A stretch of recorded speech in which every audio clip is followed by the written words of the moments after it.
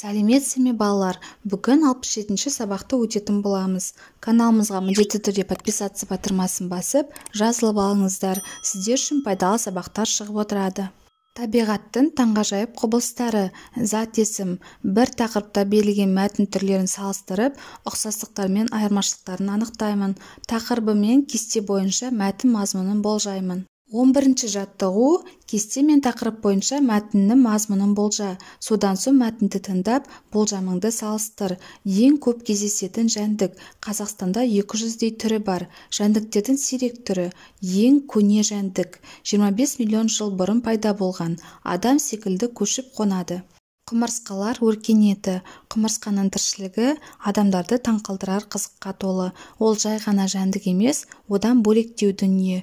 Біріншіден, құмырсқа ең көп кездесетін жәндік. Қазақстанның өзінде 200-дей түрі бар. Екіншіден, құмырсқа жәндіктердің сирек кездесетін түрі. Үшіншіден, олар жер бетіндегі ең көне жәндік. 25 миллион жыл бұрын пайда болған. Тағы бір қызығы, құмырсқалар да адам секілді бір жерден екінші жерге көшіп қонады. Әр илеудің нақтыланған аумағы бар. Сол жер аумағының амандығын олар көзінің қарашығындай күзетеді. Шекара бұздыңыз ба, жауап беріңіз. Бұл кезде күрделі дабыл қағылады. Шекарашылар тобы сол сәтте-ақ жетіп келеді.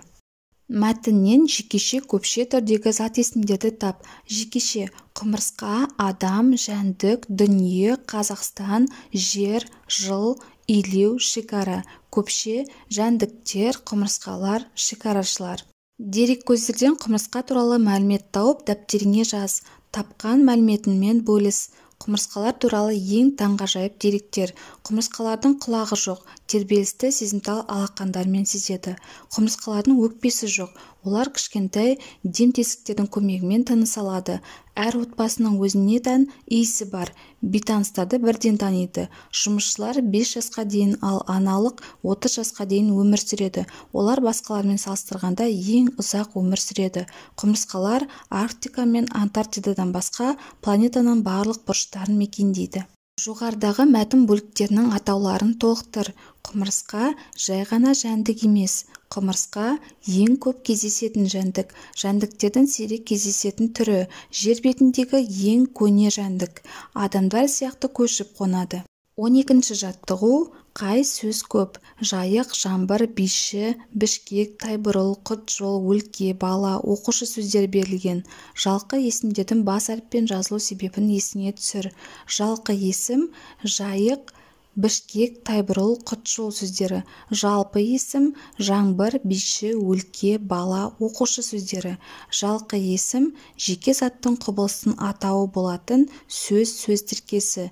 Жалқы есімге жер су аттары, адам аттары, географиялық атаулар, діни атаулар, жануарларға қойылған есімдер, аспан денелер атаулары, өзен, көлдер аттары жатады. Олар әрдайым бас әріппен жазылады. 13-ші жаттығу. Мәтінді оқы. Қазақстанда шөл дала көп. Бетпақ-дала, Мойынқұм, Қарақұм, Қызылқұм секілді шөлді құмды жерлерде тіршілік ету қиын.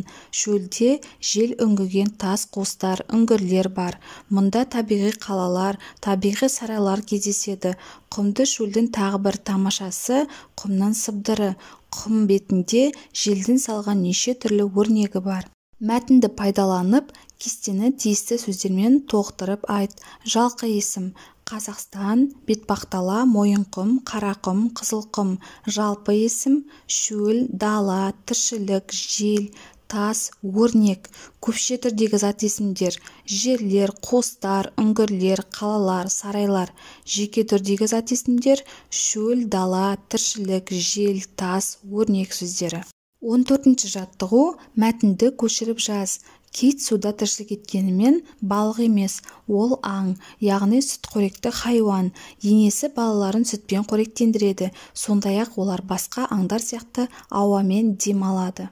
Мәтін не туралы? Мәтін кит туралы. Зат есімдерді тап. Зат есімдер: кит, су, балық, аң, сүтқоректі, хайуан, сүт, бала, ауа сөздері. Мәтінді зат есімдерсіз оқып көр. Сонда мәтін мазмұны түсінікті бола ма?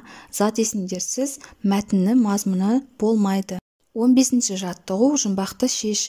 Өзі алып кемедей дауылдан ықпайды, су шашып телегей мұхиттан шықпайды. Жұмбақтың жауабы кит. Жұмбақты жоғарыдағы мәтінмен салыстыр, ұқсастығымен айырмашылығын тап, дұрыс жауапты белгіле. Ұқсастығы: екі мәтінде де кит тақырыбына арналған, екі мәтінде де зат есімдер бар.